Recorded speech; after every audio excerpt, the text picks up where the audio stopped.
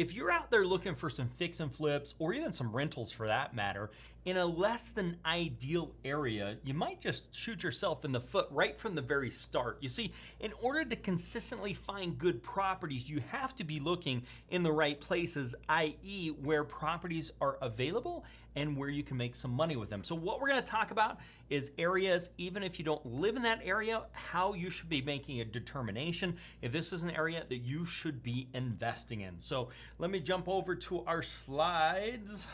How to find new areas to invest in, even if you are out of state. That's what we're gonna be talking about today. We're gonna talk about the 2 buckets of real estate investing, what is important to look for in an area, especially if you are out of state, and some easy to use tools to help you choose the right areas to be investing in, things that I always look for in a deal, and more to come. So I put investing in 2 different buckets, okay? I have long-term investing and short-term investing, okay? Those are different, right? Let's talk about both of these. So first off, long-term investing. This is something where I'm talking about rentals. I'm talking about single-family houses for me. You could be talking about duplex, threeplex, fourplex. I prefer single-family houses. And then BRRRR-type deals where I'm buying, renovating, reselling, or renting, not reselling. Buy, renovate, rent, and refinance is what we're looking at. I'm considering all those what I call long-term type deals.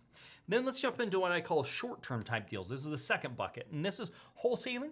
You put the property under contract, you sell the contract, okay? That's a short-term type of investment play. Fix and flip is gonna be a short-term type investment play. Buy the property, improve it, and sell it for a profit. That's all gonna be in what I say the short-term bucket. So, there may be a difference in what you are looking for depending upon the type of investing you are doing. Are you looking for long-term? Are you looking for short-term? Are you looking for both? So it's important to know what you're looking for and you're making some determinations in what areas you really want to be looking for. So let's talk long-term. One of the biggest mistakes new investors make is they don't anticipate how much the dang taxes are.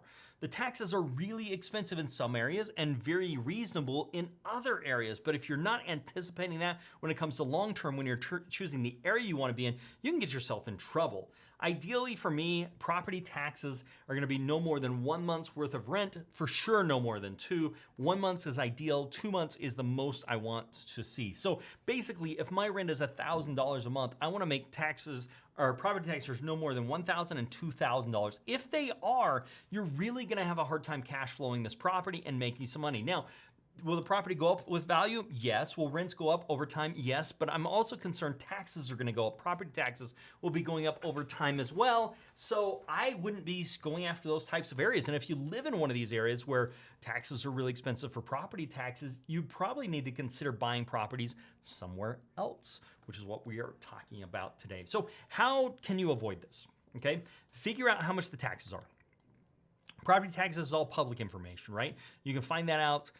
You can type that in, you can figure out how much the taxes are, and then make sure you know the frequency of payments. Some people don't realize that they may live somewhere where property taxes are paid annually, but they're investing in a place where they're paid quarterly and they think it may be a good deal, but really you got to pay it 4 times a year. Now that good deal becomes a bad deal.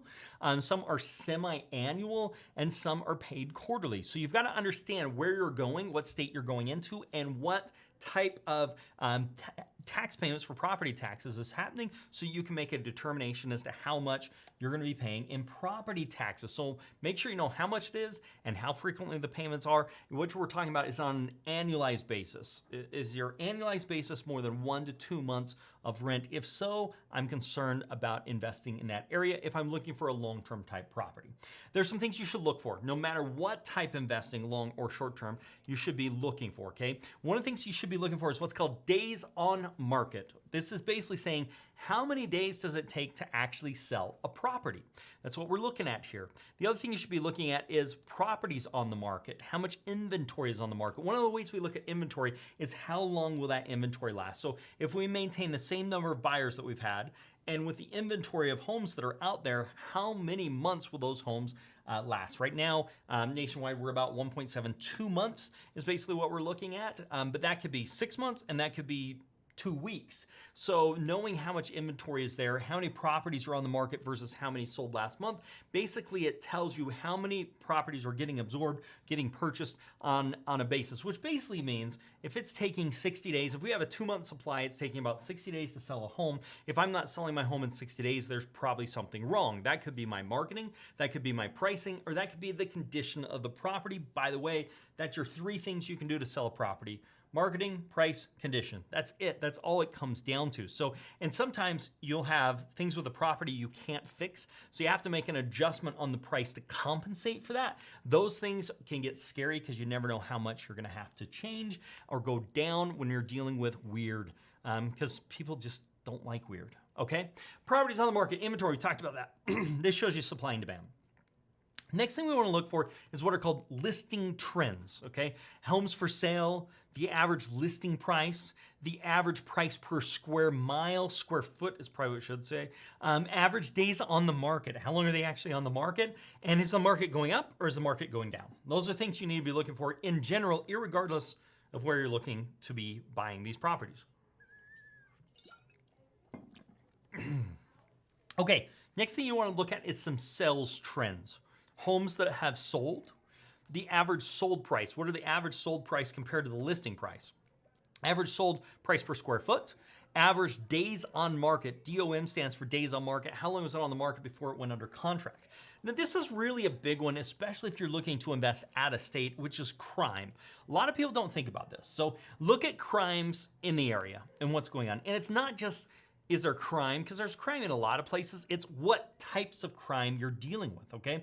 Some sites to use when you're trying to look at crime: City Protect, Spot Crime, Crime Mapping, Community Crime Map. Those are a few. I'll leave it on the screen for here just a minute. So you want to know, now what I'm looking for is, are there violent crimes? Is there guns? Is there robberies, that type of stuff? Now, if there's, well, I shouldn't say robberies. Robberies happen in a lot of places. I'm more concerned about violent crimes, and this is one of the ways that you can get an idea of what's happening for crime in the area that you're looking to invest in, whether that's in your state or outside of your state. This is something.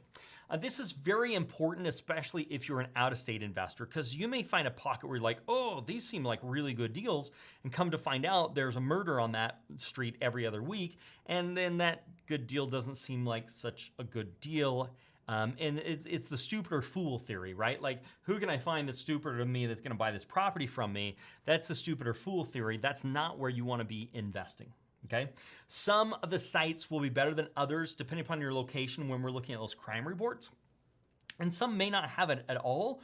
And if that's the case, you want to get with your police station and get information from them as to what's happening. Remember, this is all public information. And if you talk to them, it's like, hey, where can I get this information online so I don't have to call and bother you? Lots of times a quick phone call can resolve that and understand where they're reporting to or where they are connected with. So crime reports are public information. It's your money, my money, it's paying for that. So schools, this is a big one. Now, depending upon the state, some states it's a bigger deal, other states it's not as big of a deal, but schools can make a major difference. Because here's the deal. If you're in one school district, your properties could be worth a lot more. If it's in a different school district, they could be worth a lot less, which is why sometimes you'll see these invisible lines where it's like, these houses are worth more than these houses. Well, how come? Because of the certain school district that it's in. That's something you've really got to keep your eye on. So where to find out about school districts, there's a site called greatschools.org. I really like this site. It's going to rank the different schools. There's also moving.com. And then you can also look at local school reports. If you type in, school reports, Great Schools, it gives some ranking on there, which I really like. It helps me just quantify that. And I like to just compare great schools to great schools, so I'm not using different. So if you're going to use moving or great schools, and then I would use the same thing time and time again, so you have a baseline of comparison as you're trying to make some of those decisions. The other thing you got to keep in mind here is natural boundaries, okay? You've got to be careful of boundaries. A school boundary is one we've been talking about, but in addition to that, you could have a busy street boundary. You could have a park boundary. You could have a busy road boundary. You could have a stream boundary. Like, there's lots of things. And what we're basically saying is, where does it naturally become a different neighborhood, right? So if there's a street going here and one over here, and then there's a stream that goes this way, well, that's going to be your area. And if you're going outside of that area, you could be getting comps that are too high or too low, and either one of those can be a problem for you as you're trying to determine the values of the properties. So you can't use comps that are in a different school district than the one you're in. This will make your price go too high or too low. This is most of the time. There are a few states where it's not that big of a deal, but when we start talking about, there's lots of states where it is a major big deal, something you've really got to be paying attention to. And this is, if you're an out-of-state investor and you don't realize, hey, schools are important here, you could find yourself in a bad situation fast. So that's why I want to make sure you know what to be doing and what to be looking for these schools. Okay, now, favorite time of the day, right? What are some things that Ryan looks for? What am I looking for? Okay. Number one, I'm looking for financing, okay? So how much will you be financing compared to the after repaired value? This is true when we're talking about fix and flips, or true when we're talking about rentals. And then net cash flow, this really just comes down to rentals, okay? What is my net cash flow after all expenses? How much am I actually going to be making after all expenses? Now, sometimes if you're doing a long-term hold, you may not be making much money, but you'll be planning on rents going up over time, property values going up over time, and you're at a solid break even. That would make sense. I don't ever want to be negative cash flowing a property. I've been there, done that, got the tattoo, and it still hurts. Okay, rent. These are some things I look for when we talk about rentals. I'm looking for insurance, taxes, utilities, and you've got to say, hey, are there separate meters, or am I paying utilities? And then I've got to increase that. HOA fees, property management, if you're not planning on doing it yourself, those are expenses you've got to think about. Maintenance, I plan on about 5% annually. Mortgage, based upon the loan amount you get and your credit and your interest rate and all those fun things. Capital improvements, I plan on about 5% for capital improvements a year, and vacancy as well, and I plan about 5% for vacancies. So you can see, if I'm renting the property for $1,000 a month, $150 of that, I'm planning on going out for maintenance, capital improvements, and vacancy. But what I can tell you is, it's not happening every single month. So you've got to take that money, put it into a separate account. So when that capital improvement comes, you've got the money set aside to actually do that. Now, until you've got the money set aside, you're going to be forking that out if something happens, but hopefully you're saving that money when we're dealing with these rents so that you've got money set aside. Now, I'm also looking for a cash on cash return. Now, irregardless if it's a rental or if it's a fix and flip, I want to say how much money did I put into it and what am I getting out of that, okay? So if you want to talk on the rental side, it's what do I net cash flow times by 12, and then I want to divide that by money I put in the deal. The cash on cash return is my capital into the deal. It's not how much I used. I got a loan for it. It has nothing to do with the loan. It's my money that I put in, irregardless of how much the purchase price of the property was.